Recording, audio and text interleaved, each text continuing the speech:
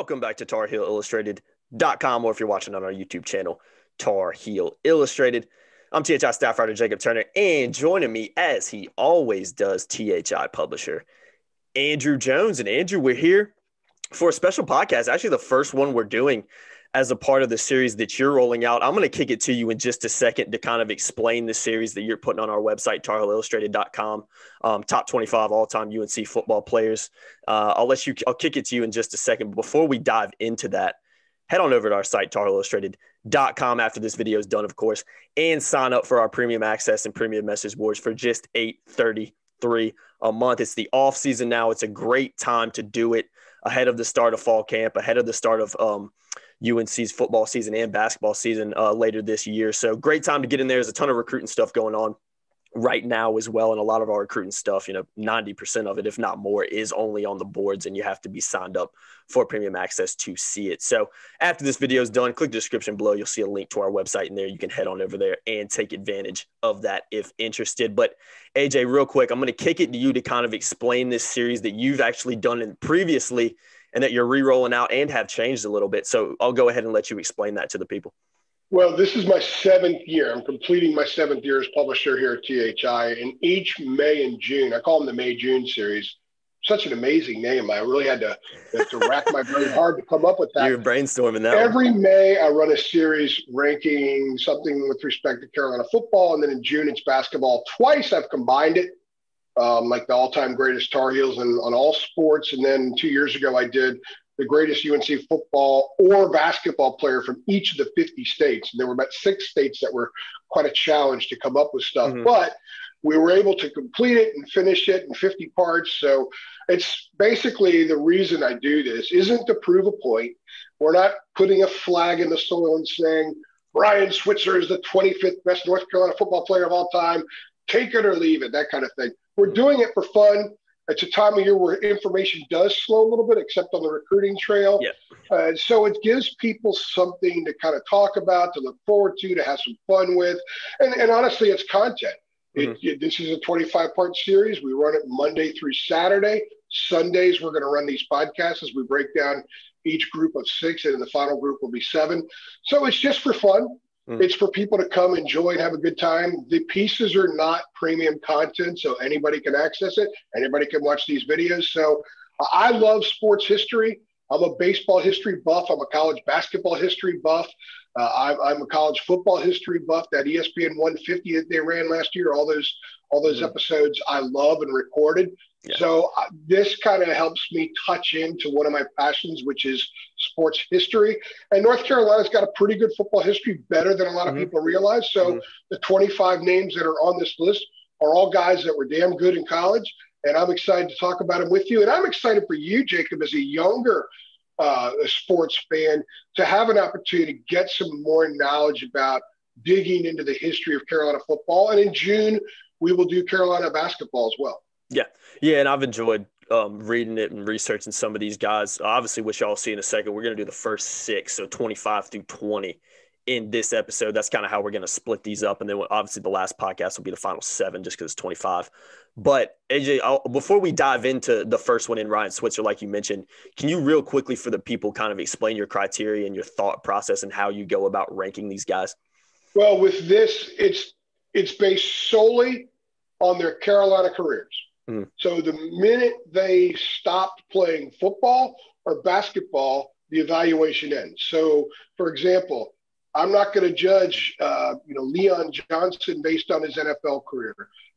Lawrence Taylor's not based on his career. Michael Jordan's not based on his NBA career. It's all based solely on what they did as Tar Heels. So because of that, it makes the list, I think, a little bit more interesting, but you also have to explain it. So when I tweet this stuff out, or one of us tweets it out, Dina, we have to note in there that this is solely based on their Carolina careers, and it's noted at the top of each one of the articles as well, because there are some people out there that may say, hey, wait a minute, this guy didn't do crap in the pros, so why is he ranked ahead of that guy? Because you have to only look at them based as their time as Tar Heels. So that's where some of the controversy might come into some people. But if they understand that that's solely what it's based on, and because of that, I think guys that have shorter Carolina careers are kind of hurt because of the accumulation of numbers and accolades and all that kind of stuff. So 1 year guys in basketball may not be on the list. Mm-hmm. Real quick, I wanted to ask you one more thing. I meant to ask you this earlier, but when you look at these guys, you obviously it's only on their UNC careers. How, is it solely on their individual accolades, or how much consideration do you bring in, how good the teams they played on were? Does that play a factor at all? Well, it does, because if you're Brian Simmons, for example, Mm-hmm. you're a phenomenal linebacker who had a nice NFL career, which is not factored in. Yeah. But he was a key part of arguably the two best defenses, or two of the best defenses in Carolina history, Mm-hmm. 96 and 97. If you're D. Hardison, he was on that 70. He was a first-team All-American on the 77 Carolina defense that allowed giving up 7.4 points a game. Mm-hmm. So, racking up numbers on a great defense is more impressive than racking up numbers on a bad defense, if that's what you're asking. Yeah. But really, really good players are really, really good players no matter what the team is. So, but it's no coincidence with Switzer, who we're going to get into here in a second. His two best years were when Carolina won 11 and 8 games. Mm-hmm. And they his senior year, they were in position to win the Coastal again. Mm-hmm. But they blew that game at Duke that we've talked about that one before, yeah. And it wasn't his fault. Ryan Switzer was as integral on that team as anybody else was, getting them in position to Coastal again. Definitely. So usually the better players are going to be on really good teams. Mm-hmm. When you look back in history or stuff like this. Yeah, definitely. That's one thing I noticed from kind of reading your list so far. So let's dive into this one, AJ. We'll start with number 25, Ryan Switzer, obviously a wide receiver at North Carolina, played from 2013 to 2016. Going to run through his accolades real quick, and then I'll kick it to you to kind of explain it real quickly, and we'll move on to the next one. 2-time first-team All-American for the Tar Heels, 4-time All-ACC, school record 243 receptions, 2,907 receiving yards, which is also a school record. We talked about Switzer a little bit off camera, and this is a guy that you actually added to the list that wasn't on it previously. And I was obviously the guys in this list. A lot of these guys were either playing when I was born or before I was born. But Switzer is one of the few guys on this list that I was actually able to see play. And always been a huge fan of Ryan Switzer. Always enjoyed watching him play. Really impressive guy. But I'm not going to lie, and I think we talked about this a little bit too. When I actually went and read through his stats that you put down, I was a little surprised. Like, man, I don't know if I realized he was that good and had that many accolades at Carolina. So yeah, really impressive guy, and I definitely see why he made his way on the list. For 99.9% of the athletes in current time, we tend to not romanticize about them the way that we do, and I'm talking all of us in sports fans. Yeah, the way that we do about guys that played when we were younger. Mm-hmm. Guys that we looked at differently, or we're so used to their accomplishments, etching them in a certain place in history that, if you're talking about great Carolina football players, Ethan Horton is on this list. He's number 23 on this list. Well, he's been a great Carolina football player in the minds of so many people for going on 40 years, close to 40 years. So we're used to thinking him in that sense. But Ryan Switzer is just a recent player. We're not as used to thinking about him that way. It's interesting. When John Means threw that no-hitter for the Baltimore Orioles, he was the first one to do it since Jim Palmer, one of the greatest pitchers of all time. I, as an Orioles fan, I romanticize about all things Jim Palmer. Mm-hmm. Now I have to start thinking about John Means in that sense, not because he's the same pitcher, but because he did something that hadn't been done since Palmer, and it's hard to do. So it's hard to do with these things as well, unless you've got someone like a Sam Howell, someone that is just so good that you automatically anoint them to the top of the list. He's that 1% that we don't have to romanticize about because it's so obvious right in front of us. So what I'm saying about Switzer is it's easy to look at Ryan Switzer a few years ago and not think of him in terms of Leon Johnson or in terms of famous Amos Lawrence and guys that would be on this list because he's so recent. But when you look at his numbers and the fact that he was an All-American for 4 straight years as a punt returner. He's set that record at Carolina for punt returns for touchdowns. Second team All-ACC wide receiver as a junior. Mm-hmm. First team as a senior, setting a ton of records. And if you go back to the Pittsburgh and FSU games that year, 2 consecutive weeks, come from behind wins for Carolina. Switzer's catches on the game-winning drives to extend the chains epitomized the kind of competitor he was, the toughness that he had, the kind of athlete he was, and also was a result of the hard work he put in to make himself a route runner. Yeah. He wasn't just a speed guy anymore. He was a guy that went over the middle. He didn't care how many linebackers and nickels and big safeties were in the vicinity. He was going to catch the ball and he was going to move the chains. Mm-hmm. Because he's recent, we do have the advantage of that part. Like, I'm not going to go back and talk about the times that Ethan Horton moved the chains a bunch of times, but I can do that about Ryan Switzer, and people can identify with it. He's the kind of guy that 15 years from now might be higher on a list like this, because his accomplishments, when you really look at him in front of you, man, that's a lot of stuff. It's more than some of the guys in front of him on this list. Yeah, agreed. And like I said, Switzer is one of the few guys on this list that I was able to watch and a lot, and because I was kind of in high school when he was playing. So, yeah, I mean, didn't really realize how good he was. I know he was obviously very impressive when he was at Carolina, but just looking at those accolades, man, I do agree that there's no reason that over the years he might continue to kind of move up this list. But making his first appearance this year at number 25, let's move to number 24, AJ. Bracey Walker, safety for the Tar Heels, played from 90 to 93, first team All-American, two-time All-ACC. I've seen some highlights of him, obviously read about him, seen some photos, all that kind of stuff. Really impressive player. You look at the accolades and compare Switzer and Walker, like you kind of mentioned a little bit ago. Switzer's a little bit more impressive, but why Walker may be ahead of Switzer on this list, AJ? Well, because he was also an All-America. I think that he was slightly better at what he did than Switzer was. Plus, you had the special teams element with him as well, blocking kicks. If you want to know what Bracey Walker meant to North Carolina football in the 1992 season, watch the Peach Bowl. Go on YouTube, watch the Peach Bowl, block kicks, the block party led by Bracey Walker, and ask Mac Brown. Ask Mac Brown what Bracey Walker meant to the early part as his program was starting to take hold. That Peach Bowl win, which was actually January 2nd, 93, is one of the most important wins Mac had in his first time at North Carolina. And it connected to now because everything Mac did that first time is a part of what he does now, because it's part of what brought him back to Chapel Hill. So Bracey Walker was a phenomenal athlete. He was a moxie guy.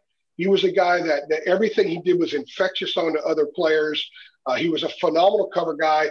I know we don't count this, but he played like 12 years in the NFL. So, he backed it up at the next level as well. Just slightly ahead, and that game was so important. That Peach Bowl was so important. That kind of gives him a slight nudge over Switzer. Yeah, I think that's very fair when you just talk about when he played, just how important he was to that team and that era of Carolina football, because obviously that was a big time era and obviously has connections to what Mac's doing at Carolina today. So number 23, Ethan Horton, running back, played from 1981 to 1984. Really impressive, when you look at his accolades, two-time All-American, two-time first-team All-ACC, ACC Player of the Year in 1984. Obviously, I was trying to find some highlights of Horton and see if I could find some online. Very limited in what I could find. But from what I've read, from what you've written and what I've seen from you written and talked to some other people about just how good he was, I was even talking to my dad about him. He was like, yeah, he was a really impressive back in the 80s. So why Horton on this list? Because to me, you look at those accolades, I get why you put him there. It makes sense to me, at least. Well, Ethan Horton, if you had to get 2 yards and back then when they stacked the box, they stacked the box. I can imagine. Okay, they put everybody in the stadium in the box back then. And Ethan Horton was kind of big. He was around 6'3". He's a big back, and he would get through. Carolina had really good offensive lines back in those days. If you look at all the great passers in Carolina history, they're all Darian Durant and to now.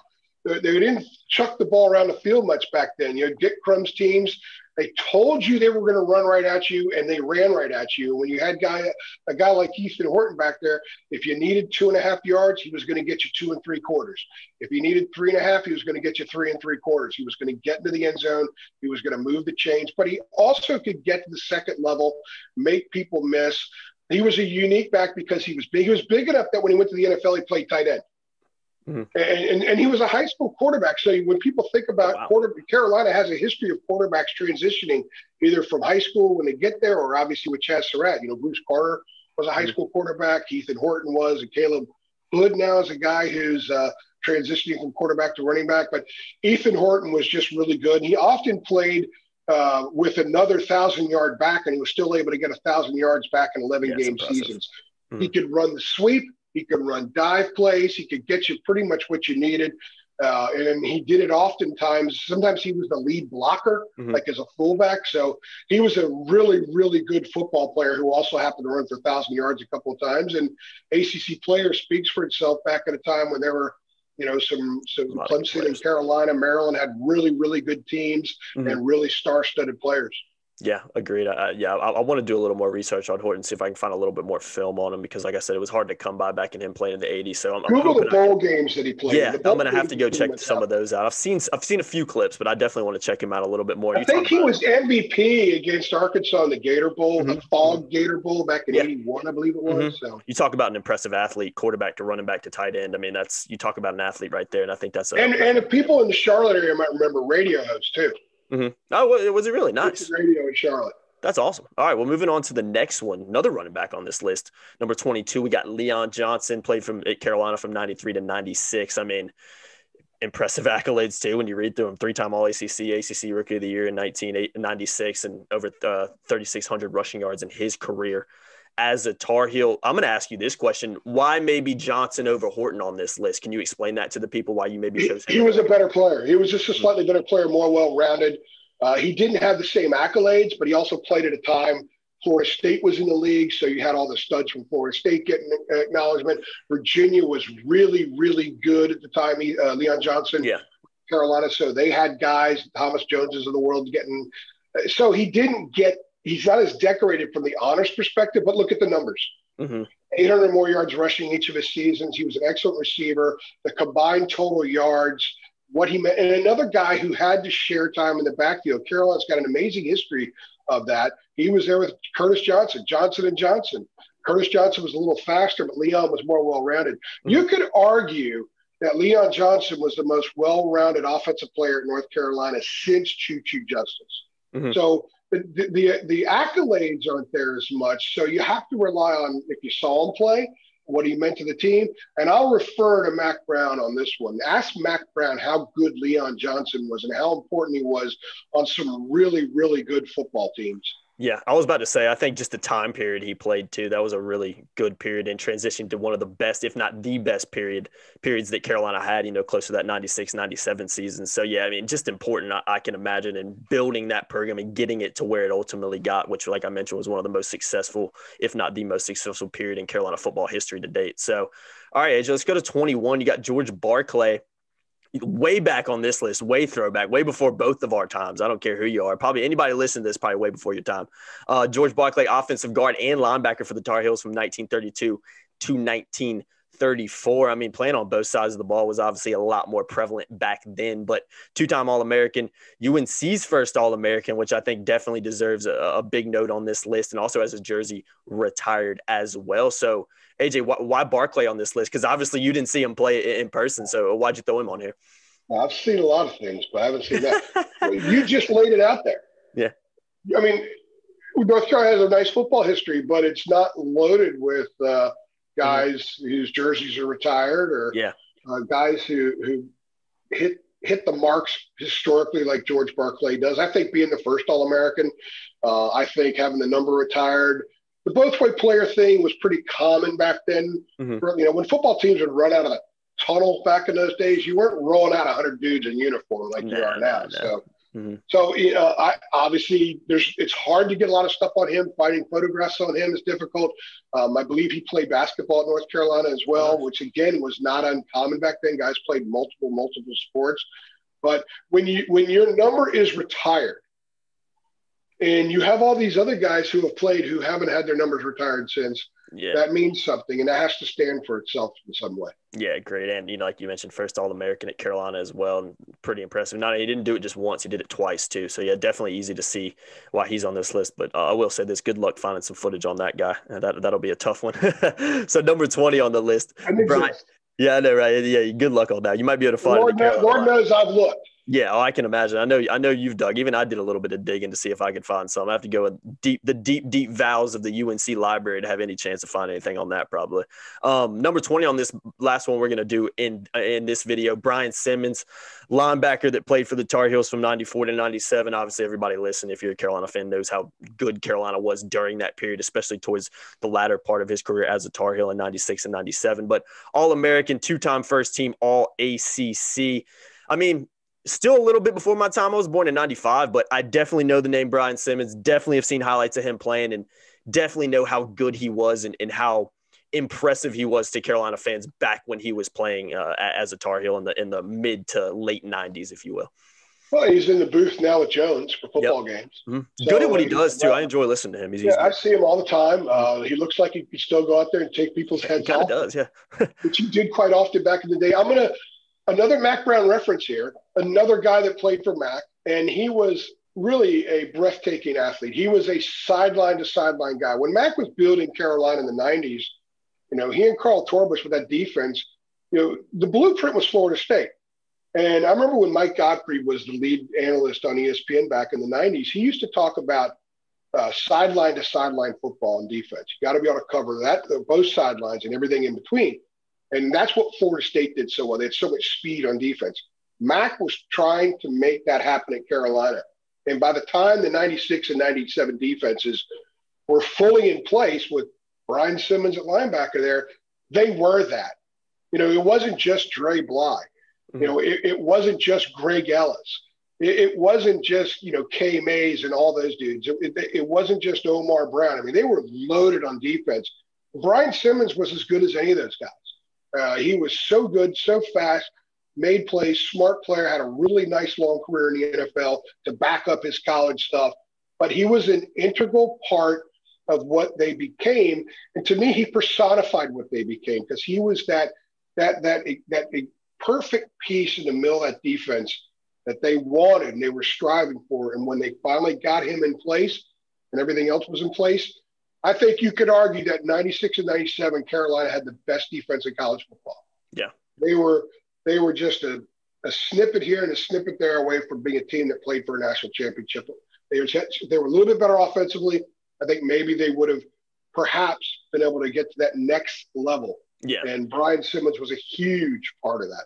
Yeah, agreed, AJ. It's a good place to wrap this one up. Like I said, we're just doing the first 6 in this one, 25 through 20. So make sure you guys stay tuned for the other videos we'll have coming out over the next few weeks as well. But let's do this. If you think this list is accurate, if you like what this list looks like, go ahead and give this video a like below before you exit out and before this one ends. But as always, guys, I'm going to go ahead and blast this one more time. Head on over to our website, TarHeelIllustrated.com. Not only can you sign up to be a premium message board member for $8.33 a month and get access to a ton of content you can only have if you're signed up, you can also read these articles and stuff that AJ's putting out on these individual guys as well that like he mentioned earlier, he's rolling out throughout the week, and we'll put these podcasts out on Sunday. So if you just head on over to our site, you don't even have to be a premium member to read these. You can go get a little bit more of a deep dive into some of their numbers and what they did at Carolina and why they're included on this list where they are at.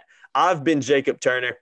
He's been Andrew Jones. As always, guys, like, share, subscribe to our channel. We'll see you in the next one. Thanks.